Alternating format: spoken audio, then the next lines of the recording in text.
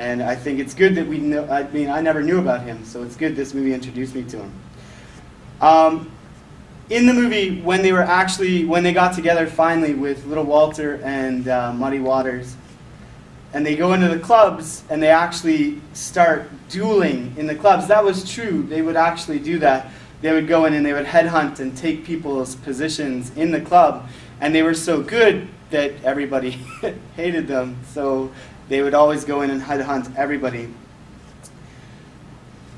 As we mentioned before, this movie was mainly about history and the history of that time, and nowadays probably as well. Music is so important because it breaks down any color barrier. That's part of the reason why I really like it. Musicians don't give a shit what color you are, as long as you play well. That's all they really care about, right? I like the relationship between Chess and Muddy. It's an interesting relationship because they can't be friends. At that time, they can't be friends. He's white, he's black. They have to have a relationship that is a working relationship as opposed to being friends. Nowadays, they could be friends, no problem. But back in the day, they couldn't. And I like that scene where Muddy Waters keeps calling him boss. And finally, Chess says, stop calling me boss. I'm not your slave. I'm not your master. This is ridiculous. Don't call me that anymore. Which means that he's saying, look, we're equal. I get it. You're cool. Chess was from a poor background, very poor background. He was from Poland, and he was an immigrant in America, and he just wanted to be rich. But he really loved music as well, and that was his way to get money. The problem I had a little bit, I mean, it was the history, but the problem I had with the music was they kept calling it race music. It's not race music, it's music. And we'll get to that in a little bit. But Chess is white, and he loves the black music. But he does want to climb out of his immigration status, and he finds that this is the way to do it, and Muddy helps him get out of his problems. Another thing I like about the scenes in the movie is that music is about taking chances. And Little Walter took a chance where he played harmonica amplified, which had never been done before. And he was on top of the vocals. You can see that in the movie. And he changed it. He changed the blues. Somebody was asking about what's the difference between Chicago blues. That's one of the big differences, is the harp is on top of everything, right? And everything is amplified as opposed to the Mississippi blues where they're just doing it acoustically.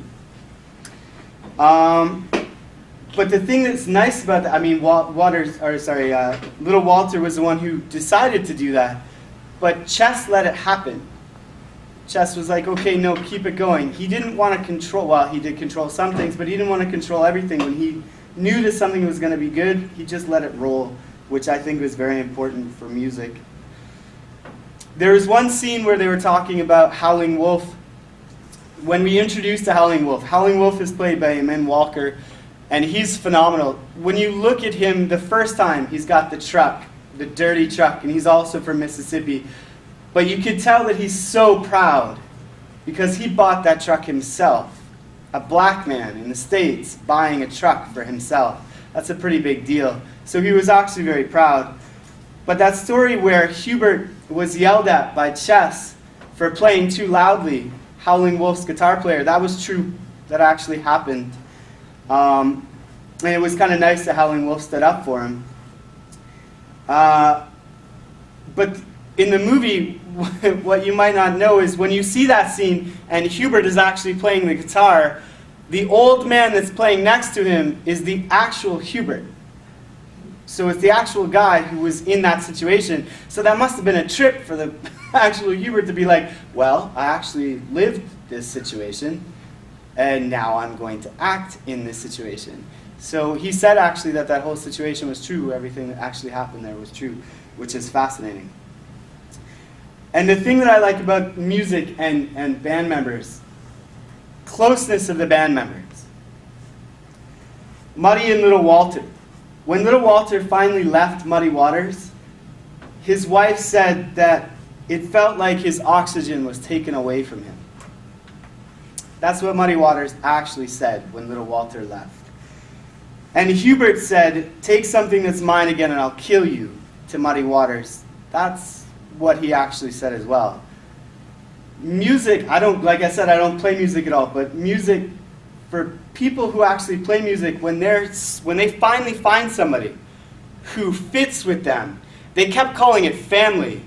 I don't think it's family. I think it's more than that, to be honest. You can't, when you're a musician like that, you have to be with that person because they make you, they help make you. Any group, for example, John Lennon and Paul McCartney, they didn't like each other. John Lennon really didn't like Paul McCartney very much, especially at the end there, but they needed each other because they made the music together. Simon and Garfunkel are the same kind of thing, right? Simon was the music, but Garfunkel was the voice. They couldn't make it without each other. And that's what I really like, what's shown in this movie, is that how tight the band members are, right? That's what music's all about. Any questions? Or we take the questions at the Okay, cool.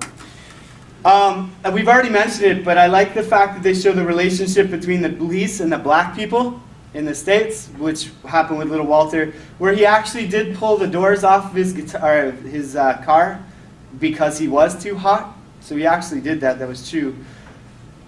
But I like this scene in the movie because, I don't know if you know this, but this is still happening today. It's still happening in the States all the time, where black men are being pulled over the side and getting killed by the police for just being black. So it's interesting to see this in a movie where it's 1950, and I don't know what it's 2015 right now, and the police still haven't actually cleaned up their act with the black people there. It's kind of telling, I think, and I think they put that in the movie for a reason, because it is happening nowadays. But the race thing, with the history of the segregation, as we mentioned, music breaks down barriers.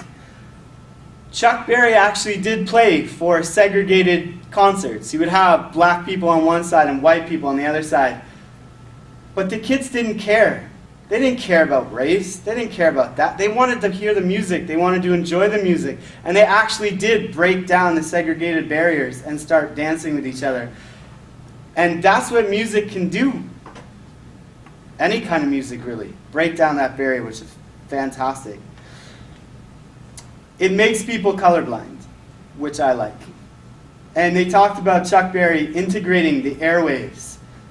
That was huge in the States. They had black stations, they had white stations. They kept calling it crossover. That's a black musician going into playing on white radio stations. That was huge in the States, because finally black music was being heard. Again with the race issues, so Chuck Berry was taken away in one of the scenes for sleeping with an underage white girl. Many underage white girls. That's the kind of guy Chuck Berry is and was. But he mentions the idea of Emmett Till. Emmett Till was the young boy in the States who whistled at a white woman, and a bunch of white men grabbed him and hung him in a tree because he whistled at a white woman. He brought that up. He also brought up Jerry Lee Lewis, who was married to his 13-year-old cousin. Jerry Lee Lewis could do it, but Chuck Berry couldn't, because Chuck Berry was black. And they brought up the idea of Chuck Berry being taken away from his peak, at his peak. It wasn't just Chuck Berry where that happened in the States. Muhammad Ali was taken away from his peak as well. Why do they do that? So they can control the black men, essentially. I believe that that's what's happening in the States, and that's what's happening today. Another thing that's mentioned is the idea of white people stealing from black music and claiming it as their own. The Beach Boys. Fucking Beach Boys, seriously. They're not a good band. That's why they stole from the black people, because they're not good. It's different than the Rolling Stones and the Beatles, I believe. I truly do, because the Beach Boys were doing it because they didn't have any kind of ideas of what to play. The Rolling Stones loved the black music. They loved the blues music. They loved Muddy Waters. So did the Beatles. John Lennon was actually sued in the 1970s for his song Come Together, which was what they said, what Chess Records said, was stolen from Chuck Berry's Catch Me If You Can. The first line says, "Here come old flat top, he come grooving up slowly." That's a line in Chuck Berry's Catch Me If You Can. But I don't think that the Beatles were doing it because, well, they didn't. It was 1970. They weren't doing it because they didn't have any ideas. They did it because he loved Chuck Berry. He loved him, and he wanted to immortalize him again and bring him back and say, hey, look, this guy was incredibly important for rock and roll music and music in general, so let's introduce him again a little bit. So John Lennon actually was sued, but he said to Chess Records, look, I'll make you an album. So he made them an album called Rock and Roll, and it's all Chess Records music. And if you can get a copy of it, listen to it, it's amazing. I could just imagine how much fun he was having when he was making that album, because those are all the people that he loved. Well, come on, Beyonce, seriously. Beyonce in this movie is amazing. Beyonce at all is amazing. She's not an actress, she's a musician. And she had to go toe-to-toe with Adrian Brody, he's an Academy Award-winning actor. And Beyonce isn't. But she was so strong when she was singing and when she was acting. She was kind of Etta James, I believe. She was, I can't say enough about her, to be honest. It's interesting that she plays Etta James, and this movie was actually made in 2008. It's interesting that she plays Etta James, because I don't know if you remember when Obama became president, she sang at his party, and she sang At Last, which is Etta James' song. And Etta James was kind of upset about that. And she was like, why didn't you ask me to sing it? I was the originator of that song. But Beyonce did it, and then Beyonce immortalized her in Cadillac Records. There's one problem that I have with the movie, and it gets me every time I watch it, is the relationship between Chess and Etta James. That wasn't true. None of that happened. She was asked many times about it, and all she said was, he kissed me on the cheek one time, and that was it. They didn't have this relationship.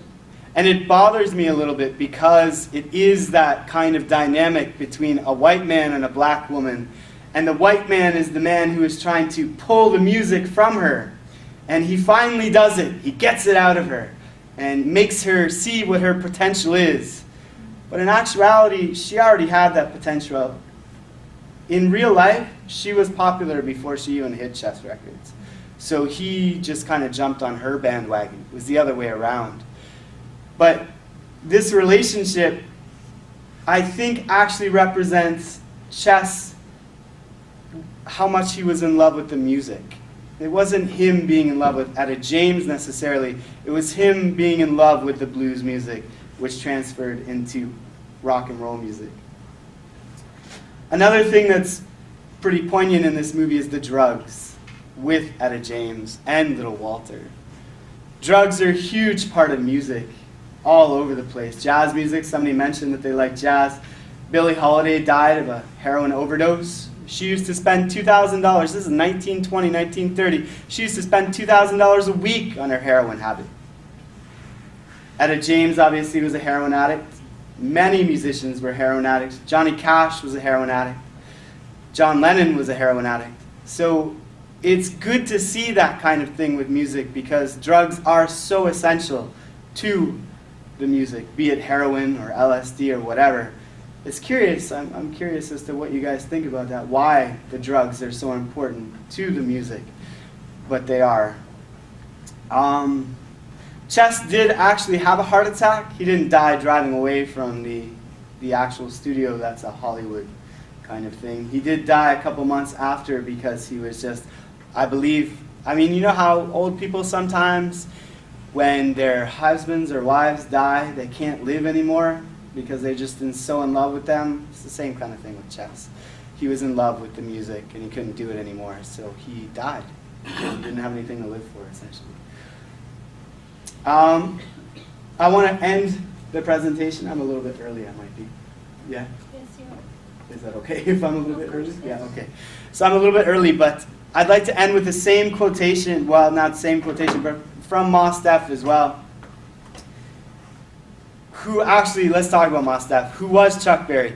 I was listening to the actual director talk about how Mos Def was Chuck Berry. If anybody actually saw Chuck Berry was this kind of weird guy who was very geeky but also super cool at the same time. And Mos Def really kind of covered that very well. My mom one time said to me, I've never been to a concert before. This is when I was 16 years old. I was like, what? You've never been to how would you never been to a concert? That's ridiculous. She's like, no, I've never been to a concert. No, I've seen Chuck Berry. I was like, what? That's not it's a concert, Mom. That's Chuck Berry. What are you talking about? Oh, yeah, well, I guess. I was like, no, there is no I guess. This Chuck Berry is amazing. But Mos Def wrote again in his song called Rock and Roll. He wrote, Elvis Presley ain't got no soul. Chuck Berry is rock and roll. The Rolling Stones didn't do that on their own. They had help. And he was trying to show that, you know what, music is, you have to know where it came from in order to know where it's going. And that song, Rock and Roll, in this movie shows you where it came from. And hopefully where it goes is a little bit better than where it's going nowadays. But that's just me. Thank you very much.